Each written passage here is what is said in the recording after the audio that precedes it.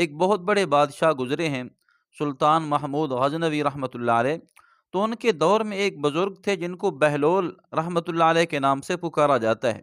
سلطان محمود صاحب انہوں نے حکم فرمایا، اے بہلول، آپ بازار میں جائیں اور جو قصائی حضرات بیٹھے ہیں ان کے آپ پتھر چیک کریں، جن کے ساتھ یہ لوگوں کو گوشت تول کر دیتے ہیں ان کے پتھر چیک کرو۔ جن کے پتھر کم ہیں، یعنی کہ پیمانے کم ہیں، ان کو گرفتار کر کے میرے پاس لے آؤ۔ حضرت بہلول چلے گئے، تو بازار میں جاتے ہیں تو ایک قصائی کے پاس گئے، ان سے سوال کیا، تو سب سے پہلے ان کا پتھر چیک کیا، اب پتھر کم نکلا۔ اب اس کے بعد انہوں نے سوال کیا کہ کیسی زندگی گزر رہی ہے؟ تو اس نے جواب دیا کہ بڑی گھاٹے کی زندگی ہے، بڑا پریشان ہوں، اللہ کا عذاب ہے میرے اوپر، میرا دل کرتا ہے کہ میں اس چھری کو جس سے گوشت کاٹتا ہوں اپنے پیٹ میں گھسا دوں اور مر جاؤں، ہمیشہ ہمیشہ کے لیے سو جاؤں۔ اب بہلول رحمۃ اللہ علیہ وہاں سے چلے، اگلے قصائی کے پاس پہنچے، وہاں جا کر سب سے پہلے اس کا پتھر چیک کیا، پتھر کم نکلا۔ تو پھر سوال کیا کہ زندگی کیسی گزر رہی ہے؟ تو اس نے کہا بڑی عجیب زندگی ہے، پریشان ہوں، ذلت والی زندگی ہے، میری تو یہ خواہش ہے کہ اللہ مجھے پیدا ہی نہ کرتا، عجیب زندگی ہے۔ اب وہاں سے بہلول رحمۃ اللہ علیہ آگے چلے تیسرے قصائی کے پاس، تو وہاں جا کر اس سے سب سے پہلے پتھر مانگا اور اس کو چیک کیا، اس کا پتھر بالکل صحیح ہے۔ پھر اس سے سوال کیا کہ زندگی کیسی گزر رہی ہے؟ تو اس نے کہا اللہ کا لاکھ لاکھ شکر ہے، احسان ہے، اس نے بڑی سکون والی زندگی عطا فرمائی ہے، اللہ نے حلال روزی بھی عطا فرمائی ہے، اولاد بھی نیک ہے، ہزاروں نعمتیں، لاکھوں نعمتیں اللہ تعالیٰ کی استعمال کر رہے ہیں، اللہ تعالیٰ کا بہت بڑا شکر ہے۔ اب سلطان کا حکم تھا کہ بہلول، جو کم پتھر والے ہیں ان کو واپس لے کے آنا، قید کر کے آنا۔ اب بہلول کیا کرتے ہیں کہ واپس چلے گئے، کسی کو نہیں پکڑا۔ تو جا کر محمود کے سامنے قصہ عرض کیا، محمود نے کہا کہ آپ ان کم پتھر والوں کو لے کے آئے ہیں؟ انہوں نے کہا نہیں لے کے آیا۔ تو غصے کا اظہار کیا محمود نے۔ تو پھر بہلول نے کہا کہ جب اللہ نے ان کو دنیا کے اندر ہی عذاب کے اندر گرفتار کر دیا ہے، ان کو قید کرنے کی کیا ضرورت ہے؟ ان کی زندگی کو اللہ نے تنگ کر دیا ہے، جو کم پتھر والے ہیں۔ تو اس لیے اس واقعے سے آپ خود غور کریں، بعض لوگ ایسے ہیں جو دنیا میں اللہ تعالیٰ کی نافرمانی کرتے رہتے ہیں، ان کی زندگی تنگ ہو جاتی ہے، پھر پریشان ہوتے ہیں، گلے شکوے دوسری چیزوں کے کرتے ہیں، حالانکہ اللہ تعالیٰ کا فرمان ہے وَمَنْ أَعْرَضَ عَنْ ذِكْرِي فَإِنَّ لَهُ مَعِيشَةً ضَنْكًا۔ جس نے اللہ سے اعراض کیا، اللہ کے ذکر سے اعراض کیا، تو اللہ تعالیٰ فرماتے ہیں اس کی زندگی، اس کی معیشت کو تنگ کر دوں گا۔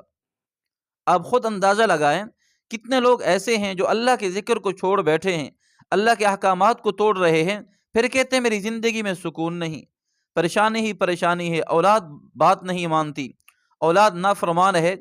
دیکھیں جب اللہ تعالی نے احکامات بتلا دیے، حکم بتلا دیا، تم مجھے چھوڑو گے، میرے قرآن کو چھوڑو گے، میرے ذکر سے اعراض کرو گے، تمہاری معیشت روزی تنگ ہو جائے گی۔ تو اس لیے ہم دوسری چیزوں کی طرف تو دیکھتے ہیں، لیکن اپنے اعمال کی طرف غور نہیں کرتے کہ ہمارے اعمال کیسے ہیں۔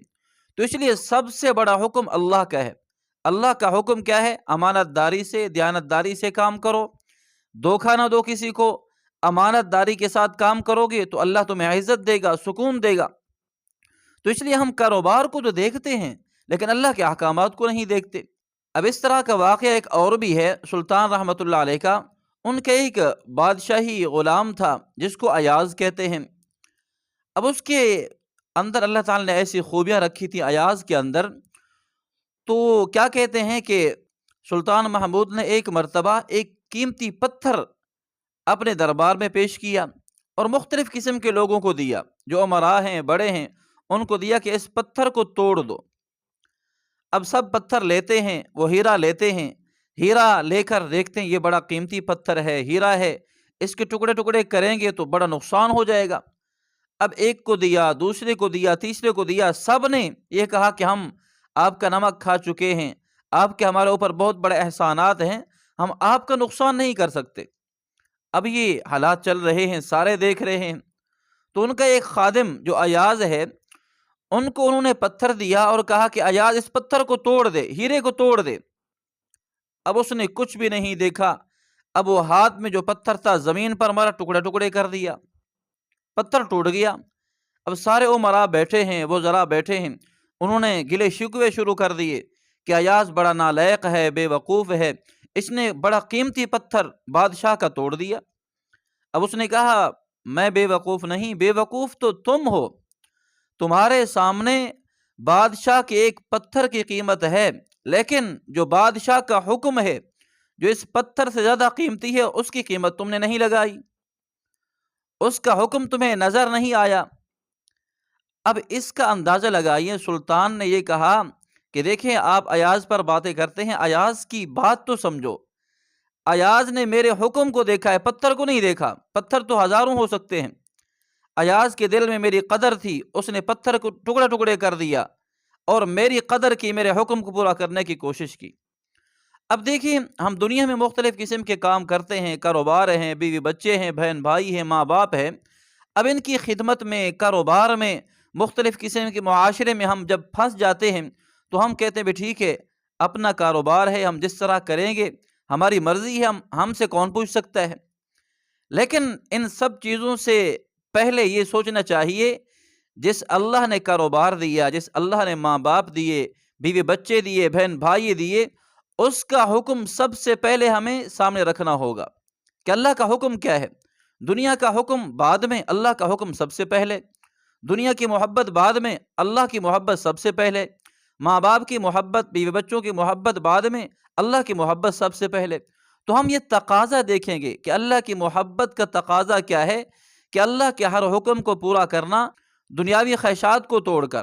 تو اس لیے جب اللہ کے حکم کو دیکھیں گے، اللہ کے حکم کو سامنے رکھیں گے، اللہ کی محبت سامنے ہوگی، تو انشاءاللہ ہماری زندگی میں انقلاب آئے گا، اللہ ہمیں خوشیوں والی زندگی عطا فرمائیں گے۔ اگر خدا نخواستہ ہم نے اپنے جذبات کو دیکھا، اپنی خواہشات کو دیکھا، دنیاوی محبت کو دیکھا، دنیاوی کاروبار کو دیکھا، اللہ کے احکامات کو توڑ دیا، تو دنیا کے اندر ہی ہم ناکام ہو جائیں گے۔ آخرت کا معاملہ تو بعد میں ہے، دنیا کے اندر ہی انسان ناکام ہو جائے گا۔ تو اس لیے کامیابی کا دار و مدار کیا ہے؟ اللہ کے حکم کو دیکھا جائے، اللہ کے حکم کو پورا کیا جائے، چاہے انسان کی ذات مانتی ہے، انسان کی خواہشات مانتی ہیں یا نہیں مانتی۔ جب انسان اللہ کے حکم کو پورا کرے گا، اللہ دنیا میں بھی خوشیاں عطا فرمائیں گے اور آخرت کی لمبی زندگی میں اللہ خوشیاں عطا فرمائیں گے۔